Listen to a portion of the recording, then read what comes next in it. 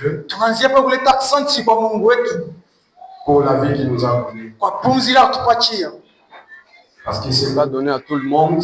Haipatia kwa bantu bote. Il y a d'autres qui voulaient être là aujourd'hui. Wenyewe walipenda kuyapo leo. Mais ils ne sont pas là. Mais hapana tu. Toi et moi, wewe na mie, si nous sommes en vie, kama tuko bazima, parce que Dieu l'a préparé ainsi. Ni Mungu atayarisha hivi. Je dis encore merci ninaleta asante à tous les collèges, kwa collège yote mzima, commençant par le pasteur, kuanzia kwa pastori, les anciens, kwa wazee, les évangélistes, kwa injilisti, le papa, kwa baba, les mamans, kwa mama, les jeunes frères et sœurs. na wandugu wa binti vijana. Nous disons merci pour votre présence. Tunaleta tena asante kwa wapo wenu. Parce que ni était votre présence, Kama iko wapo wenu, je ne devais pas parler sikupasha kusema devant le geste, mbele ya bichi, devant l'église vide, mbele ya kanisa sipo kitu, mais c'est devant les gens inakuwa ni mbele ya watu que nous parlons la parole de Dieu. tunasema tena neno la Mungu. Amen, amen. Amen. Alléluia. Amen. Nous ne pouvons pas tarder, nous sommes dans notre livre Hatuwezi kukaa tuko kitabu chetu, de base, kitabu chetu Jacques chapitre 1, tuko msheki wa kwanza, le verset 27. verset 28. Attendez que le Swahili commence. Tutasoma, tutasimamia wema sisi sote.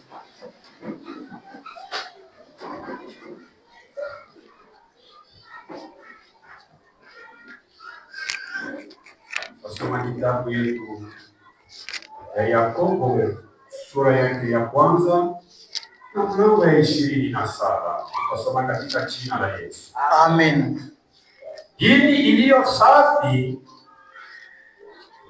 isiyo nataka mbele ya Mungu Baba ndiyo hii: kwenda kuangalia yatima na wajane katika mateso yao na kujilinda wenyewe katika machafu ya ulimwengu. Amen.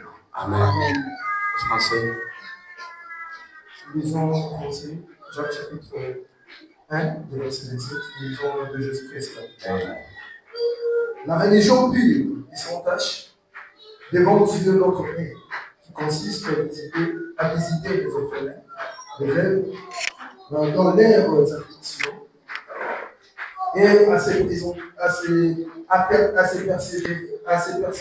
préserver plutôt, d'essuyer du ventre. Amen, amen. On peut Amen. s'asseoir. On peut s'asseoir en acclamant. Tutakala mkifika mikono juu ya neno la Mungu. Alléluia. Amen. Je voulais juste te poser une question. Nianzie hapo swali moja. Nous avons quelle activité aujourd'hui? Tunakuwa na kazi kani leo? Les mamans, nous avons quelle activité? Mama, tunakuwa na kazi kani leo? Kazi ya wajane. Les papas, wa baba, nous avons quelle activité les papas ont oublié? tunakuwa na kazi kani leo? Alléluia. Amen. Amen, amen. Amen. Nous avons l'offrande des veuves aujourd'hui. Tunakuwa na kazi ya wajane leo. Et mon thème d'aujourd'hui Na kishina cha leo s'intitule ainsi: kinasema hivi: l'offrande des veuves et orphelins sadaka ya wajane na yatima est-il important? inakuwa ya maana? Alléluia. Amen. Est-ce que l'offrande des veuves que nous voulons faire aujourd'hui Eti sadaka ya wajane inakuwa ya maana? est-il important? Inakuwa ya maana? Amen, amen. Amen. Nous devons nous poser cette question. Inabidi tujiswali hiyo swali. Si on nous demande Kama banatuliza qu'on va faire une offrande aux veuves aujourd'hui, tutafanya sadaka ya wajane leo, à quoi cela va nous servir? nini ile tatusaidia? Alléluia. Amen. Amen, amen. Amen. Lorsque je suis en train de parler de la part de Dieu, Wakati nasemezea njoo sehemu ya Bwana, j'aimerais qu'en ce moment, napenda kwa hiyo wakati mon ancien Georges mzee George ainsi que l'ancien Aaron na ancien Aruni commencent à intercéder pour moi. banaanza tena kuomba juu yangu. Parce que j'aimerais que je puisse parler comme eux. Ninapenda kusema kama bo. Amen, amen. Amen. Alléluia. Amen. C'est quoi une offrande? Ni nini sadaka? L'offrande, Sadaka c'est un don inakuwa ni zawadi que l'on donne ile tunaleta à l'église, kanisa, aux saints kwa watakatifu ou aux pauvres. wala kwa masikini. Alléluia.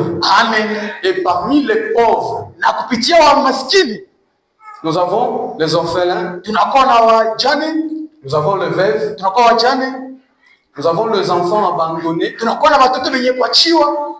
C'est parmi les gens qu'on pouvait donner notre offrande. Ni katika wale bantu tunaweza kupeleka sadaka yetu. Amen. Amen. J'aimerais qu'on parle de la veuve. Ninapenda tusemezeni juu ya wajane. C'est qui la veuve? Mjane ni nani? La veuve, Mjane selon le dictionnaire, kufuatana na dictionnaire c'est une ancienne épouse inakuwa ni mtu wa zamani mwenye kukweli dont le mari est mort. ule bwana yake anishakufa. Alléluia. Amen. Une veuve, Mjane c'est une ancienne épouse ni mtu wa zamani mwenye kutoa kukweli dont le mari est mort. ule bwana yake anishakufa. Alléluia. Amen. Est-ce qu'il y a de veuves ici? Eti kunakuwa wajane au Est-ce qu'ils peuvent balancer leur messe? wanaweza kupepea kama kwa wajane? Parce que s'il n'y en a pas, Kama kuna on peut déjà se passer et laisser ce culte. tunaweza kupita na N'est-ce kwa pas, chai. papa? Est-ce qu'il y a des veuves qui peuvent quand même Kunakuwa wajane wanaweza balancer le kupepea, même pour la gloire de Dieu? wanaweza kupepea njia ya utukufu ya Mungu. Amen, amen. Amen. Donc nous avons de veuves dans notre église. Tunakuwa na wajane katika kanisa yetu. S'il n'y en avait pas, Kama bakuyemo on devait abandonner ce culte. tulipasha kuacha hii mkusanyiko. Alléluia. Amen.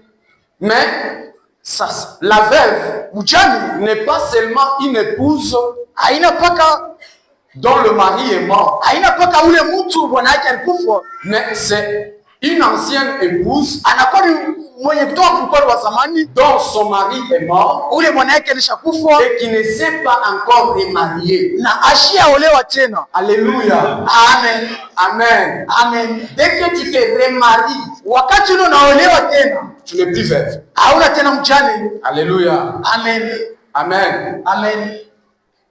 C'est pourquoi nous prenons l'exemple Ni kuna tuleta mfano de Ruth ya Ruta lorsqu'elle est sortie avec Naomi wakati alitoka na Naomi dans le pays où ils sont allés se réfugier. katika nchi ile walikimbilia. Lorsqu'ils sont rentrés Wakati walirudia en Canaan, na Kana, Ruth s'habillait d'une manière de veuve. Ruta alikuwa na mnafsi ya wajane, Et le jour où Ruth devait aller se rencontrer avec Boaz, na wakati Ruta alikutana na Boaz, Naomi l'a dit, Naomi akamwambia enlève tes habits de veuve. tosha manguo yako ya wajane Habille-toi normalement. na uvone kama usawa. Amen, amen. Amen.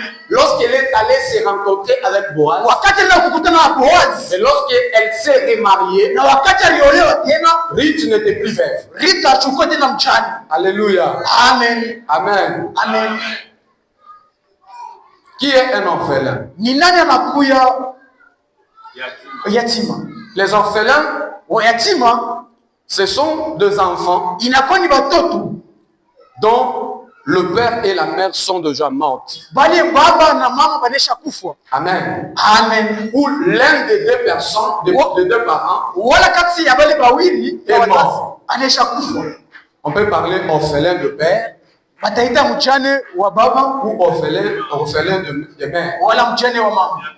Yatima. Amen. Amen, amen. Amen.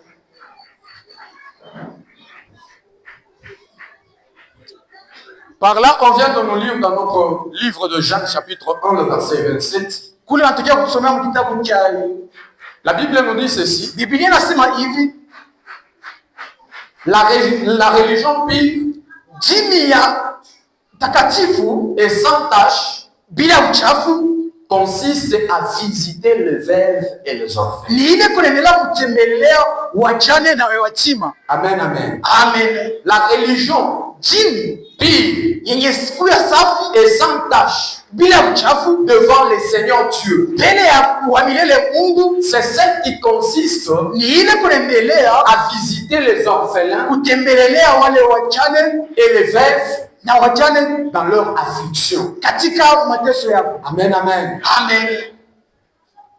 Dans le monde entier, Katika dunia mzima, les sociologistes, wale sociologistes ils ont essayé de faire des calculs waliendelea kuangalia pour imaginer combien de religions il y a dans le monde. kuchunguza ni madini ngapi inakuwa katika dunia, Et ils sont arrivés na wakafikiria à nous donner l'effectif ya kutupatia wingi de 10 000 religions dans le monde. ya madini inakuwa katika dunia yote mzima. Alléluia. Amen. Dans le monde entier, Katika dunia yote mzima il y a plus de 10 000 religions. kunakuwa madini inakuwa mingi. Amen. Amen. Et la Bible nous dit, Na Biblia inasema la vraie religion, na dini ya kweli c'est celle qui consiste ni ile à visiter iko naendelea kutembelea les orphelins wale mayatima et les veuves. na wajane. Si cette religion, Kama hiyo dini où toi tu pries, wala unaomba ne visite pas les orphelins et les veuves, au tembelee wajane na yatima, donc nous devons abandonner ça. tunaweza kuacha hiyo. Alléluia. Amen. Amen. Amen. Si notre religion, Kama dini yetu le christianisme, hiyo ya Kristo ne consiste pas à visiter les orphelins et les veuves, haiekelea kutembelea wajane na mayatima, nous devons abandonner ça. inabidi tuyache, Parce que ce n'est pas pire kwa sababu haina takatifu devant Dieu. mbele ya Mungu. Amen, amen. Amen. Je pris quelques exemples Inabeba wa mfano mingi des religions. ya madini. Nous avons le christianisme. Tunakuwa na dini ya Kikristo. Le christianisme, Kristianisme dans le monde, katika dunia il a 2,4 milliards de fidèles. inakuwa na 2,4 ya waaminifu, 2,4 milliards 2,4 miliari ya waaminifu dans le monde entier. katika dunia yote mzima. La deuxième religion que je prie, Na dini ya pili nilibeba c'est l'islam. inakuwa ni Waislamu. Alléluia. Amen. L'islam, pour lui, Islamu yeye il a 2 millions, anakuwa na 2 milliards 2 miliari de fidèles. ya wafideli. Alléluia. Amen. Donc, avec le christianisme, Wa kristianisme ça se diffère seulement à ces 4. inachiana tu kwa kati. Le christianisme dépasse le musulman Wa kristianisme wanapita wa musulman seulement à 4 millions de fidèles. kupitia tu 4 milioni ya waaminifu. Nous avons la troisième religion que je prie, Tunakuwa na dini ya tatu tulibeba, c'est l'hindouisme. inakuwa na Luisme. L'hindouisme, Luisme c'est une religion qui se trouve en Inde, inakuwa ni dini inakuwa katika India, surtout en Inde. inakuwa tu katika C'est India. là où on trouve cette religion. Ni kule tunaikuta hiyo dini, Et c'est de là qu'a commencé. ni kule ilianzia. Maintenant, lui, Yeye dans le monde entier, katika dunia yote mzima il a 1,16 milliard de fidèles. anakuwa na 1,16 million ya waaminifu. Alléluia. Amen. Et le quatrième, Na ya wakati parce que j'en ai pris que 4, inakuwa tuna kata, c'est le judaïsme. inakuwa ni Judaisme. Le judaïsme, lui, Judaisme yeye il a 14,7 millions anakuwa na 14,7 million de fidèles. ya waaminifu. Il y a aussi le bouddhisme, Inakuwa na Buddhisme, lui qui a 507 milliards de yeye anakuwa na fidèles. 507 miliari ya waaminifu. Alléluia. Amen. Maintenant, la question que je te pose, toi et moi.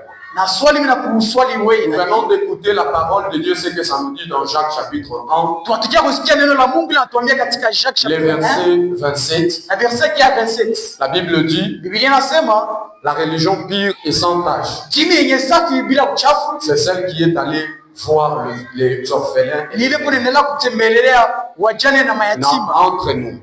katikati yetu. Posons-nous cette question. Tujiswali hiyo swali, Est-ce que le christianisme est pur devant notre Dieu? eti kristianisme inakuwa takatifu mbele ya Mungu? C'est ça notre religion. Ndio inakuwa dini yetu. Alléluia. Amen. Amen, amen. Amen. Est-ce que le christianisme Eti kristianisme est pur devant notre Dieu? inakuwa takatifu mbele ya Mungu?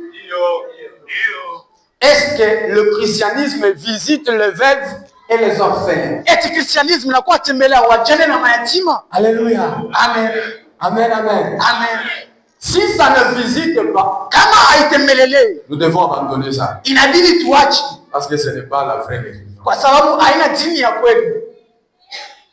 Le vrai fidèle Uaminifu wa kweli de Dieu, wa Mungu ce sont ceux-là inakuwa ni pale qui marchent dans la parole de Dieu. beko tembea katika neno la Mungu. Si la parole de Dieu nous demande de visiter les veuves et les orphelins, Kama neno la Mungu natuomba tembelee wajane si na nous mayatima, sommes réellement des vrais fidèles na de Dieu, kama tunakuwa uaminifu wa kweli wa nous Mungu, devons marcher dans cette parole. inabidi tembelee katika hiyo neno. Alléluia. Amen. Si nous sommes en train de servir le vrai Dieu Kama tunaendelea kutumikia Mungu wa kweli, et que sa parole na neno lake nous demande de visiter les orphelins et les veuves, inatulomba tembelee wajane na nous mayatima, devons marcher dans cette parole. inabidi tembelee katika hiyo neno, Parce qu'un chrétien, kwa sababu Kristo c'est quelqu'un inakuwa ni mtu qui est, dont son chemin njia yake est déjà tracé. inaisha kupangiwa, Et le chemin d'un chrétien na njia ya Mkristo est tracé inaisha à kupangiwa travers la parole de Dieu. kupitia neno la Mungu. Alléluia. Amen. Si nous ne marchons pas dans la parole de Dieu, Kama tutembee katika neno la Mungu, si notre église kama kanisa yetu ne marche pas dans la parole de Dieu, haitembee katika neno la Mungu, je pouvais t'encourager d'abandonner ça. ninaweza kuambia uache. Mais si notre église Kama kanisa yetu est en train de marcher dans la parole de Dieu, iko tembea katika neno la Mungu, là c'est la vraie église. haya inakuwa ni kanisa ya kweli. Peut-être qu'il y avait des choses qui nous sont manquées. Saa zingine kwa kuwa vitu vinatupusa, Nous allons, avec le temps, na kwa wakati arranger cela. tutalipanga. C'est pourquoi, Ni kule aujourd'hui, leo on nous a demandé anatulomba d'amener nos offrandes ya kuleta masadaka yetu pour les veuves. juu ya wajane, Parce que cela kwa juu kwa hivyo fera qu'à ce que toi, itafanya wewe tu puisses être dans la religion pure. ukuwe katika dini ya usafi. Alléluia. Amen. Amen, amen. Amen.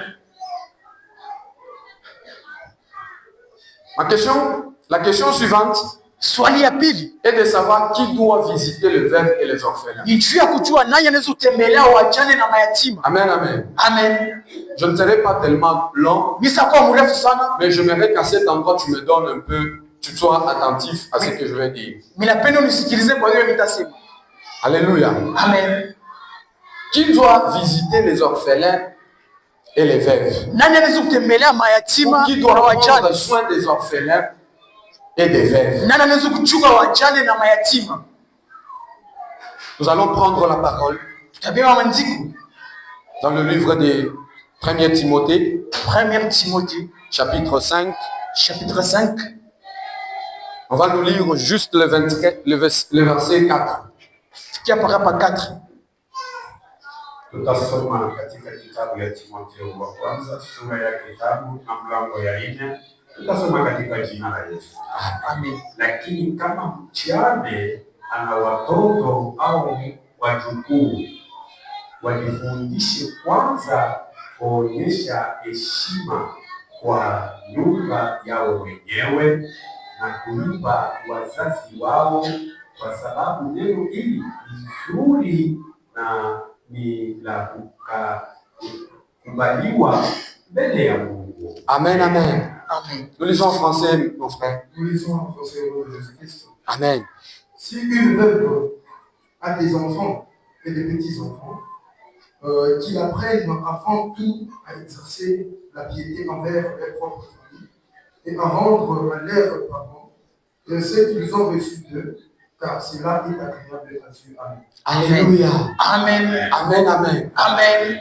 La Bible nous dit, Biblia inatuambia si une veuve kama mjane a des enfants anakuwa na watoto dans sa maison, katika nyumba yake, que les enfants wale watoto apprennent à prendre soin de leur maman. bakuwe na beba sua ya mama yao. Alléluia. Amen. Amen, amen. Amen.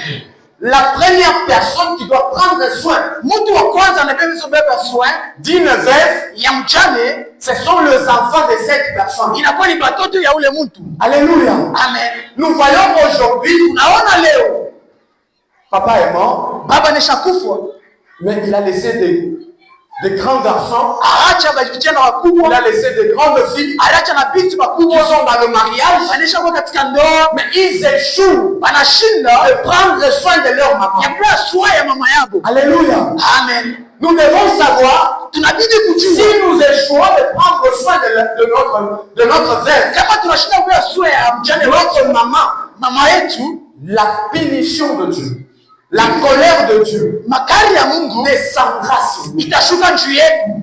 Alléluia. Amen. La première personne Mtu wa kwanza qui doit prendre soin unaweza kubeba soin de la veuve, ya mjane, c'est ses enfants. inakuwa ni watoto wake. Nous voyons de maman Tunaona mama qui a perdu son mari. alishokuacha babwana yake, Mais elle s'est dit, anachambia si kusema je me remarie, kama ninaolewa tena mes enfants vont souffrir. watoto yangu watateswa, Je vais rester comme ça nabakia mpaka hivi pour prendre soin de mes enfants. sio kubeba soin ya watoto Et yangu. lorsque les enfants grandissent, Na wakati watu wanakomea, ils échouent de prendre soin de leur anashinda enfants. kubeba soin ya mama yako. Alléluia. Amen. Amen, amen. Amen. Et vous voulez que Dieu vous bénisse. Unapenda Mungu akubariki, Vous allez prier utaomba mais pendant 1000 ans. hata vile itafika. Tant que vous ne savez pas encore prendre soin Kama unajua kubeba soin de votre maman, ya mama yako, Dieu ne vous bénira jamais. Mungu hatambariki kamwe. La Bible est en train de nous dire, Biblia inaendelea kusema, il est en train de nous demander, inaendelea kutuomba à nous les enfants, kwa shi watoto, dont notre papa est mort, kama baba yetu alishakufa, de prendre soin de notre ya maman. kubeba soin ya mama yetu. Dès que nous prenons soin de notre maman, Na wakati tunabeba soin ya mama yetu, il y a un salaire réservé pour nous. na kuna kwa maripo ile anachungia juu yetu. Amen. Amen. Une maman peut être capable, Mama anaweza kuwa na uwezaji après la mort de son mari, kisha kufa kwa bwana yake de prendre soin de 5 enfants. ya kubeba soin ya watoto tano. Elle va chercher à vendre des trucs, Anaenda kutafuta vya kushisha, aller dans les marchés pirates. anaenda msoko kushisha, Elle fait tout anafanya yote yawezekana pour que même ses enfants juu ya watoto yake puissent étudier. apate kufunda.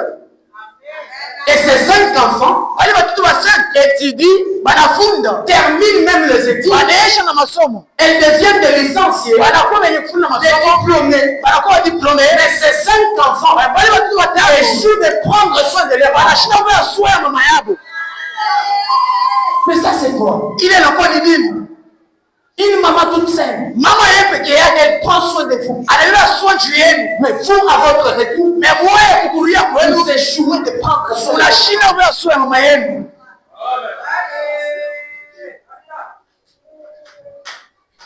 Alléluia. Amen. Amen, amen. Amen. Les enfants de rêve, Watoto ya wachani, sachez-le, ujue dès aujourd'hui, kuanzia leo c'est vous qui doivent être le premier inabidi Mungu kama à kwanza prendre soin de vos mamans. ya kubeba soin ya mama yenu. Amen, amen. Amen. Alléluia. Amen. Si nous ne prenons pas soin de nos mamans, Kama tubebe soin ya mama yetu, la colère de Dieu. makari ya Mungu. Alléluia. Amen. Nous sommes toujours dans Timothée chapitre 5, Tuko mpaka Timothée 5 le verset 8. verset ya 8. Je ne vais pas beaucoup parler. Sitasema mingi.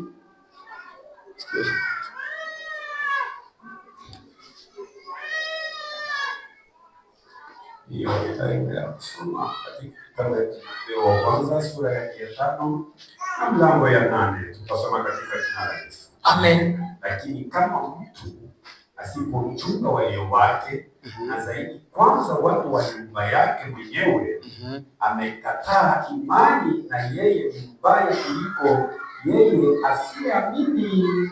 Amen. Amen. Oui, tu me dis ceci.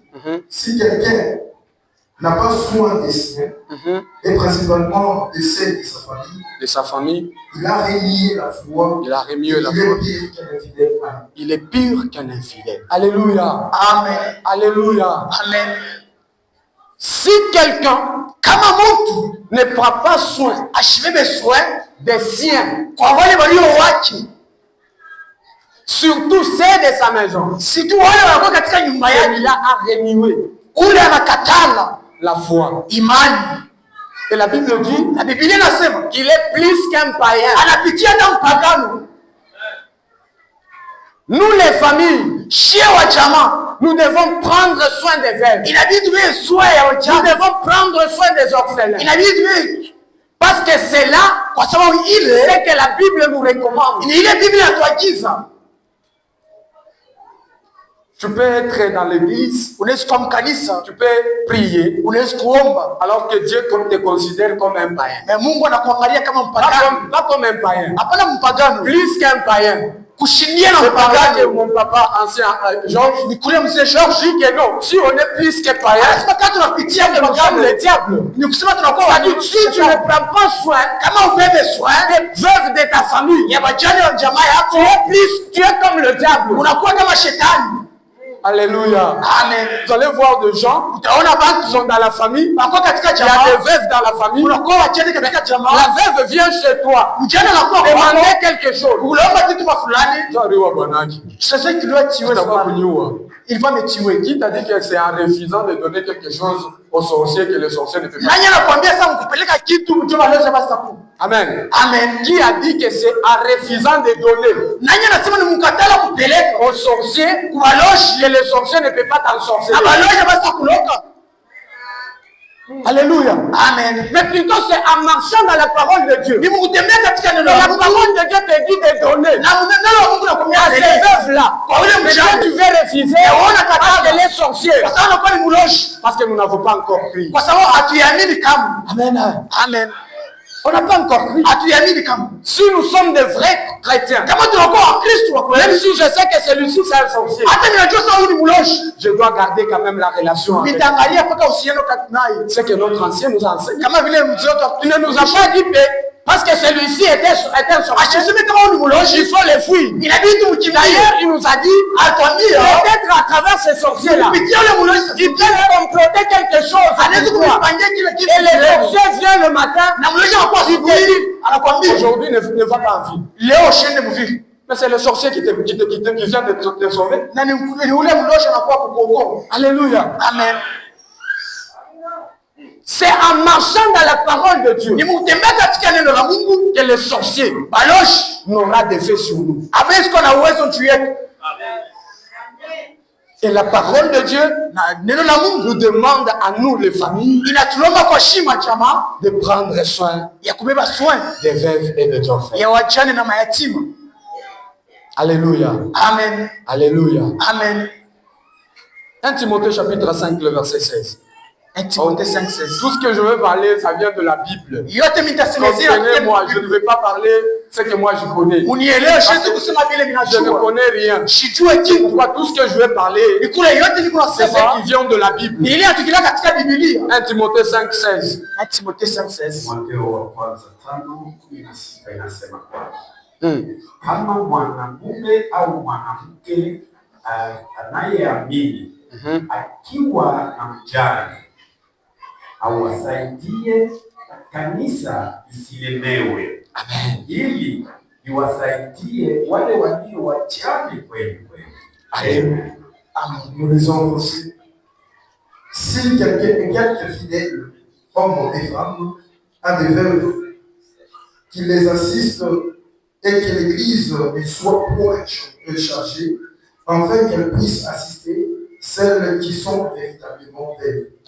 Alléluia. Amen. Alléluia. Amen. Ici, on nous revient encore pour nous, les familles. Hapo watulie tena shiba wa Si jamaa. quelqu'un a des veuves, Asema kama mtu anakuwa na mjana, il prend soin de ses veuves abebe soin juu ya ule mjana. pour que l'église Juu kanisa ne soit pas trop surchargée. isikuwe na mzigo mkubwa. Alléluia. Amen. Pour que l'église ne soit pas trop surchargée. Juu kanisa silemewe na mzigo. Qu'un homme, Mwanaume une femme wala binti qui a de veuves dans sa famille anakuwa na mjane katika prenne soin de ses veuves. anaye soin juu ya ule mjane. Alléluia. Amen. Alléluia. Amen. Combien de fois tu es déjà parti Mara ngapi unaisha kwenda regarder les veuves de ta famille? kuangalia wajane wa mjamaa yako? Je pense parce que tu ne le fais pas dans la famille.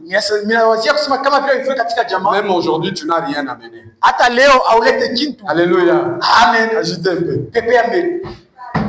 Je dis ceci. Ninasema hivi Parce que tu ne vas pas visiter les veuves de ta famille. kwa sababu awaende utembelea wajane wa Même jamaa yako. aujourd'hui, Hata leo tu n'es venu avec rien. haukuwe na kitu.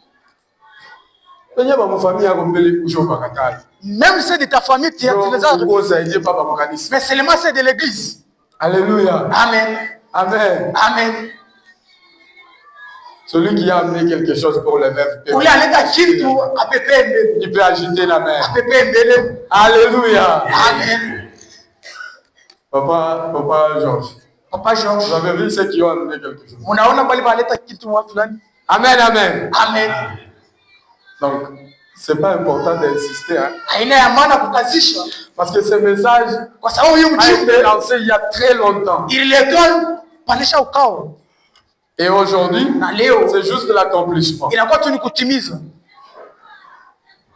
On dit que les familles prennent soin de leur famille pour que l'église ne soit pas trop surchargée. Afin que l'église prenne soin de ceux qui sont véritablement veuves.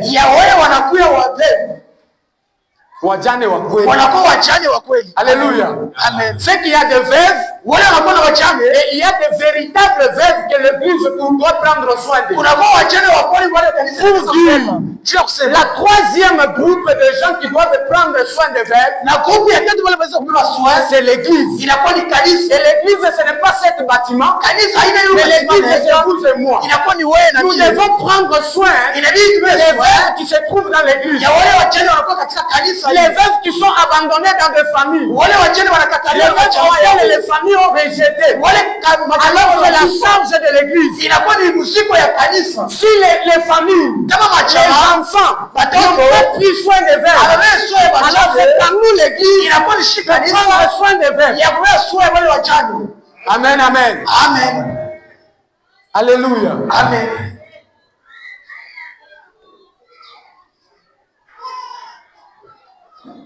Pourquoi faire ces offrandes de veuves? Nous voulons répondre à la question qui nous a été posée au commencement.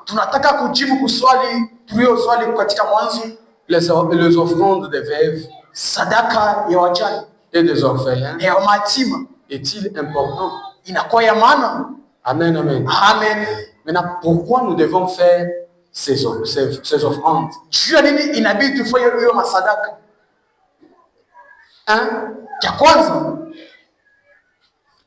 C'est pour éviter la colère de Dieu sur nous. Alléluia. Amen. Pour éviter la colère de Dieu sur nous. Les gens qui ne prennent pas soin des orphelins et des veuves, la Bible dit, lorsqu'ils vont aller vers Dieu, lorsqu'ils vont crier vers Dieu, la colère de Dieu descendra sur la personne qui n'a pas pris soin des orphelins. Exode chapitre 22. Exode 22. Verset 22 jusqu'à 24. Jusqu'à 24. Exode 22, 22 à 24. Pasoma kitabu ya Kutoka sura yake 22 mlango ya 22 hadi 24. Tutasoma katika jina la Yesu. Amen. Usitese mjane au yatima kama ukiwatesa katika njia yoyote na wanalia kwangu. Hakika nitasikia kilio chao na kasirani yangu imakoleo, nami nitawaua ninyi kwa upanga, na wake wenu watakuwa wajane na watoto wenu mayatima. Amen, amen. Amen. Lisez en français, papa. Nous lisons en français. Oui. Tu n'affligeras point la veuve, ni l'orphelin. Ni l'orphelin. Et si tu les affliges, et qu'ils viennent à moi, j'entendrai leurs cris, et ma colère s'enflammera, et je vous détruirai par l'épée. Et vos femmes deviendront veuves. Vos femmes aussi deviendront veuves. Et vos enfants orphelins. Et vos enfants aussi seront orphelins. Alléluia. Est-ce qu'on peut acclamer la parole de Dieu? La Bible dit ceci. N'affligez pas les veuves et les orphelins. Si quelqu'un afflige les orphelins et les veuves, et que ces derniers va vers Dieu, il crie vers Dieu, Dieu va entendre leur cri.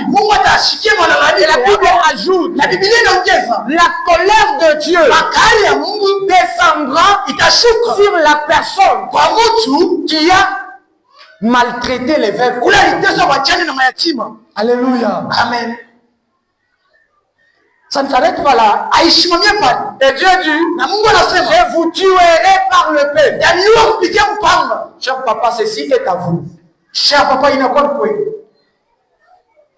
Lorsque vous maltraitez les veuves et les orphelins, la colère de Dieu descendra. Et Dieu vous tuera par le pain. Il y a des gens qui meurent parce que Dieu les a tués. Parce qu'ils ont maltraité les orphelins. Parce qu'ils ont maltraité les veuves. Dieu le tue. Pour qu'en retour, les enfants de ces personnes-là, les enfants de ces papas-là, puissent devenir aussi orphelins. Et que leurs femmes puissent aussi devenir pour sentir ce que son mari est en train de faire aux veuves et aux orphelins. Alléluia. Amen. C'est par là tu vas voir une personne, un papa-mère, sa femme qui est restée, et ses enfants. Même si les gens ont envie de les aider, à un certain moment, ils voulaient donner. Son cœur lui dit ne donne pas. Ça, c'est Dieu qui lui dit de ne pas donner. Parce que son papa ne donnait pas aux Amen. Amen. Amen. Amen. Cher papa, prenez soin pour que la colère de Dieu ne puisse pas descendre sur vous. Parce que Dieu va faire de sorte que ce que toi tu étais en train de faire aux orphelins des hommes, les gens aussi puissent les faire à tes orphelins que tu vas laisser. Nous faisons ces offrandes pour de la colère de Dieu.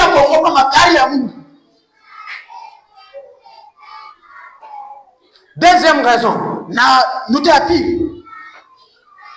parce que c'est le commandement de Dieu. C'est un commandement que Dieu nous a donné. Alléluia. Amen. Visiter les orphelins et les veuves, c'est un commandement que Dieu nous a donné.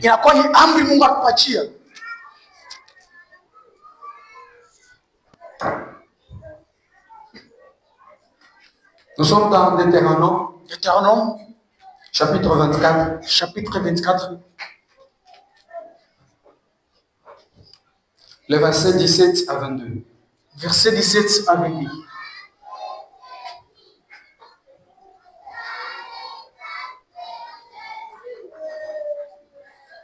Tasoma Kumbukumbu la Torati sura yake 24 mlango yake 17 hadi 22. Tasoma katika jina la Yesu. Amen. Usigeuze vibaya hukumu ya mgeni wala ya yatima, wala usitoe mavazi ya mjane yawe arahuni. Lakini kumbuka ya kuwa ulikuwa mtumwa katika Misri, na Bwana Mungu wako alikukomboa toka kule. Kwa hivi ninakuamuru kufanya neno hili. Je t'ordonne de faire ces choses. Wakati unapovuna mavuno yako shambani mwako, na umesahau mganga mmoja shambani, usiende tena kutwaa. Utakuwa kwa mgeni, kwa yatima na kwa mjane. Amen, amen. Watu wako akubariki katika kazi yako ya mikono yako. Alléluia. Ah. Papa, tu vas nous lire juste le français, on va nous lire 21 et 22. 21 et 22. 21 et 22, nous disons de Jésus-Christ. Quand tu vas t'abonneras, quand tu vas... Commence par 20. 20. Quand tu secoueras tes oliviers, et tu ne cueilleras point. Ensuite, les fruits restent aux branches. Et ils seront pour l'étranger, et pour l'orphelin, et pour la veuve. Quand tu vanageras ta vigne, tu ne cueilleras point ensuite les grappes qui seront restées. Ils seront pour l'étranger et pour l'orphelin et pour la veuve, et tu ne te souviendras, et tu as été esclave dans le pays d'Égypte, et c'est pourquoi tu te donnes ces commandements à mettre en pratique. Amen. Amen, amen. Amen. Alléluia. Amen. La Bible dit ceci. Biblia inasema hivi, Ça, c'est lorsque les Israélites hii ni wakati wa Israeli étaient de cultivateurs. walikuwa wanakuwa na riba. La Bible est en train de dire, Biblia inasema lorsque tu vas moissonner, wakati utavuna il faut inabidi ufanye faire comme si tu étais en train d'oublier unaanza kufanya sababu unasahaulika quelque chose. kitu Et mafulani, lorsque tu vas laisser, na wakati utaacha ne reviens plus pour prendre cela. usirudie ndio kubeba chini, Parce que cela appartiendra aux étrangers, kwa ile inakuwa ni wa wale aux orphelins et aux veuves. wa yatima. Amen. Amen. Ce qui veut dire quoi? Ile ni kusema nini? Dans le salaire de tout un chacun de nous, Musalari wa kila mtu katikati yetu, dans le moisson de tout un chacun de nous, mavuno ya kila mtu katikati il yetu, y a une part kunakuwa qui sehemu doit appartenir à l'étranger, inabidi kuwa kwa wale orphelins wa mayatima et aux veuves. na wajane. Lorsque tu as ton salaire, Wakati unakuwa na malipo il yako, faut faire quelque chose, soutirer quelque chose inabidi utoshe kipande pour mafuta les orphelins juu ya et mayatima pour les veuves. na wajane. Ça, c'est un commandement que Dieu a donné aux enfants Ile d'Israël. ilikuwa ni amri ya Mungu alipeleka watoto wa Et Israeli. cela revient pour nous Na ile aujourd'hui, inarudia tena juu yetu parce que nous sommes les enfants de Dieu. kwa sababu tunakuwa watoto ya Mungu. Alléluia. Amen. Et la Bible est en train de dire ceci. Na Biblia inaenda kusema hivi, Nous devons inabidi pratiquer cela tuweke katika parce que tendo c'est hili le commandement de kwa Dieu. sababu inakuwa ni amri ya Mungu. Alléluia. Amen. Alléluia. Amen. Je sais qu'ici, les gens se disent, Bantu wanasema hivi, toi j'ai dit, prenons la dîme, toi j'étais dans la bataille. prenons encore ces deux verbes. Alléluia. Amen. Lorsqu'on a demandé de faire cela, Wakati watu naomba tufanye hivi, c'est pour prendre soin des veuves et des orphelins kukulia sura ya bajane na mayatima dans la famille. katika jamaa. Lorsque tu as seulement ton salaire, Unakuwa na salaire yako, tu prends quelque chose. beba kitu fulani, Tu vas aller voir les orphelins, les veuves. uende kaone majane na mayatima katika jamaa yako. Amen. Amen. Alléluia. Amen. Quel bénéfice y a-t-il dans cette offrande? Matabishi kali inakuya katika sadaka hii. Quel bénéfice pour toi qui donne cette offrande? Matabishi kali inakuwa katika wewe Qu'est-ce sadaka que hii. Dieu va te donner en retour? Nini Mungu atakurudishia? Amen. Amen. Proverbe chapitre 19, le verset 17. Proverbe 19:17. Mezali 19 mlango ya 17 inasema hivi: Amen. yeye anayehurumia maskini anakopa kwa Mungu, kwa Bwana, naye atamlipa kwa tendo lake zuri. Amen. Amen. Proverbe 19, le verset 17, nous lisons au nom de Jésus-Christ. C'est lui qui a pitié du pauvre, prête à l'Éternel, et qui lui rendra selon son œuvre. Amen. Alléluia. Amen. Celui qui a pitié Ule anakuwa na buluma des pauvres, kwa masikini, prête à Dieu. anamkongosha Mungu. Amen, amen. Amen. Celui qui a pitié des pauvres. Ule anakuwa na buluma kwa Celui qui a pitié des orphelins. Ule anakuwa na Celui buluma qui donne aux pauvres. kwa Celui qui donne aux veuves. Ule anakuwa na buluma Il est en train de prêter. Eko nendelea kumkumbusha Dieu, Mungu, ce n'est pas aux orphelins que tu donnes. haina kuwale Ce n'est wajane pas aux veuves que tu donnes. haina kwa machano Mais tu es en train de donner à Dieu. inakuwa ni kwa Mungu Tu es unapeleka en train d'emprunter à Dieu. inakuwa ni kwa Mungu unakumbusha Et lorsque tu donnes à Dieu, na wakati unapeleka kwa Mungu Dieu te le rendra selon ton œuvre. Mungu atakurudishia kufuatana na kazi yako.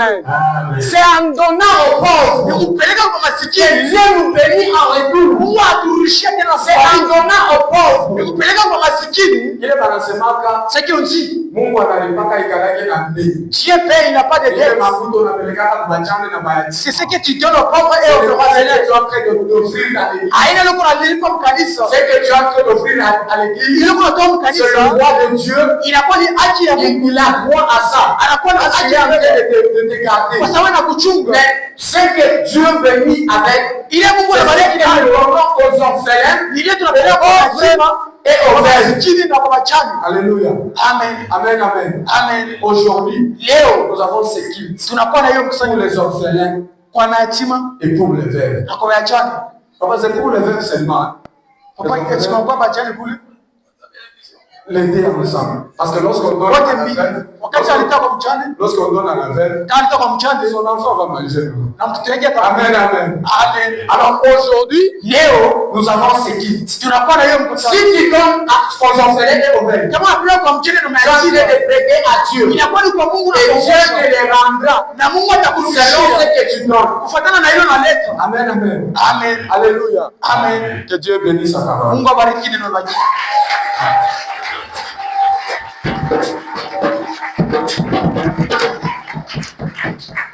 Amen, amen, amen.